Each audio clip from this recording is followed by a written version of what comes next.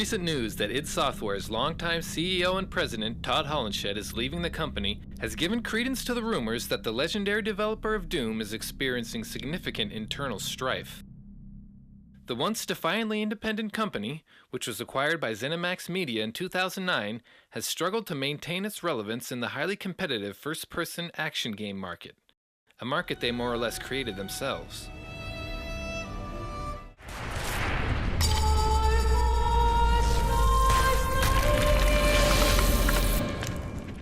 In 1997, when Hollenshed joined the company, it was in order to hold it together after the messy split between id's founding fathers John Carmack and John Romero. Before Wolfenstein and Doom, the two Johns were employed as game programmers for Softdisk magazine offshoot Gamer's Edge. Using computers borrowed from the company, they worked off hours to create the first id Software game, Commander Keen. The game was a side-scrolling platformer inspired by Super Mario Bros. 3 and was a technical marvel of its time, a console-quality game running on the PC, engineered by the rebellious, self-taught software genius and college dropout John Carmack, and designed by the creative, energetic duo John Romero and Tom Hall. 31-year-old Scott Miller and 29-year-old George Broussard, who own BuckyJ, discovered a breakthrough in marketing computer games. They sell directly to the public, but first they give away part of the games they sell through a service called shareware. We take a larger game and break it into several smaller parts, and we put the first part out in shareware so that people can try it and see if they like it, and if they do, they can order the rest of them back through us. BuckyJ's first big seller was called Commander Keen, a game about an 8-year-old genius who makes a spaceship out of household items and saves the planet. The game was created by id Software, which has a special touch for success. Commander Keen became an unprecedented shareware success story, giving the small team the financial freedom to quit their day jobs and create games on their own terms, eventually moving to Mesquite, Texas to set up shop officially as id Software.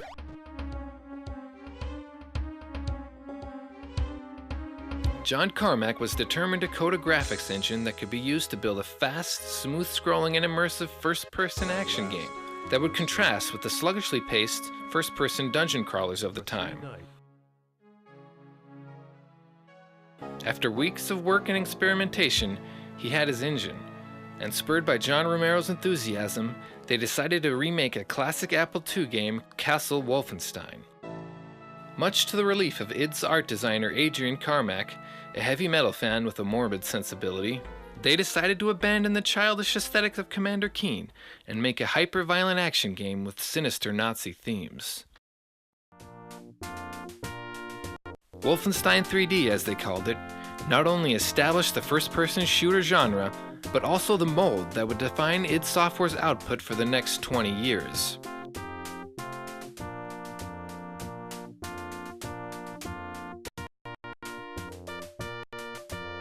In 1993, they followed Wolfenstein with their first real masterpiece, Doom.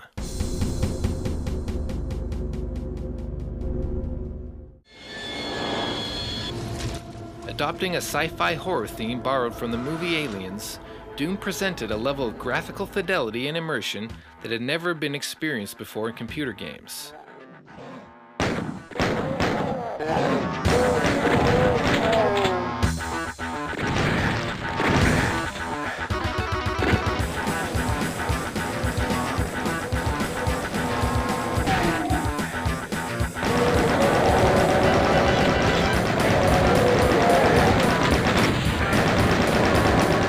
With Doom, they also implemented 4-player network deathmatch and cooperative multiplayer modes, which would clog computer networks all over the world.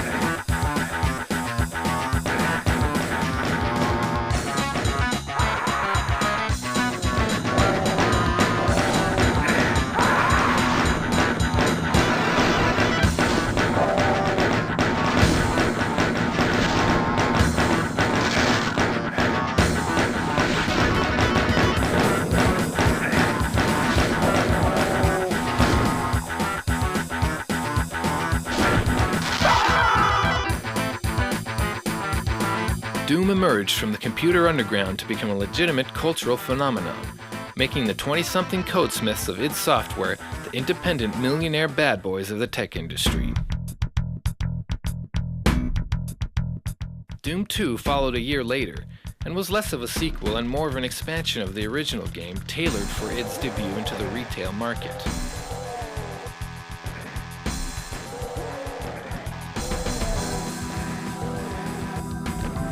The designers added new levels, enemies, and a double-barrel shotgun, while Carmack developed his next great graphics engine.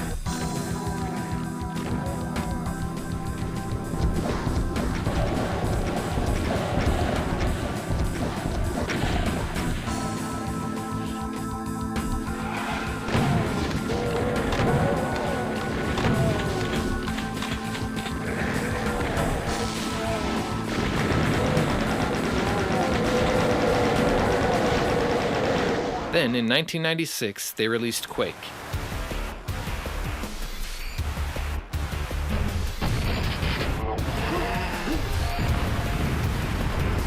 Quake was another huge leap of technological innovation, a fully 3D polygonal graphics engine that allowed players to freely look at the fully rendered game world.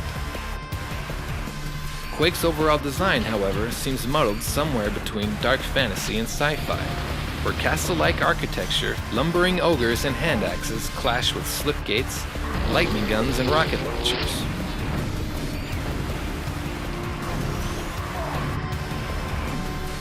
This fracture in the design was indicative of the growing discontent between the two Johns.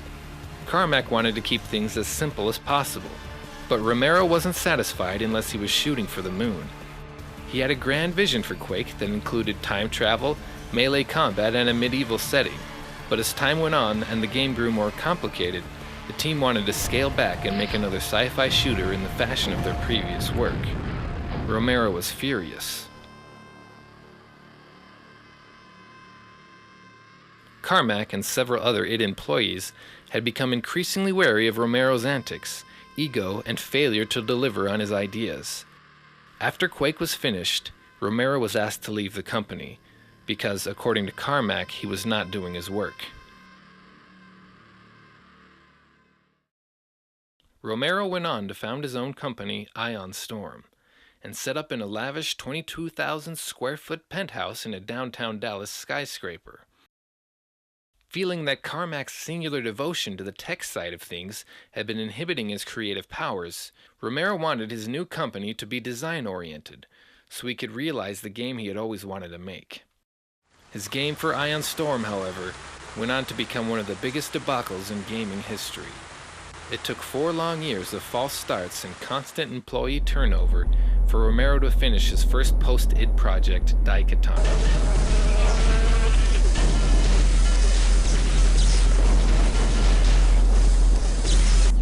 Daikatana was savaged by the gaming press for its complete failure to deliver on the hype that Romero had created for it. While the ambition was evident, the execution was awful.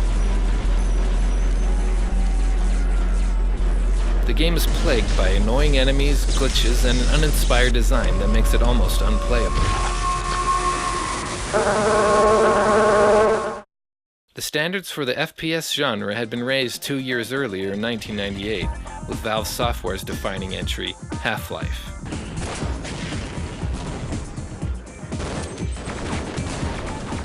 Half-Life raised the expectations for quality in the minds of gamers, with intricately scripted levels and sophisticated world design, along with their incredibly popular multiplayer games Counter-Strike and Team Fortress Classic. After the game's colossal failure, Romero left Ion Storm and abandoned the spotlight, content to return to his roots as a programmer and work on games for mobile platforms. Be sure to check out Part 2 of id Software Then and Now, where we'll see id Software and John Carmack try to stay relevant in the face of increasing competition in the first-person shooter market.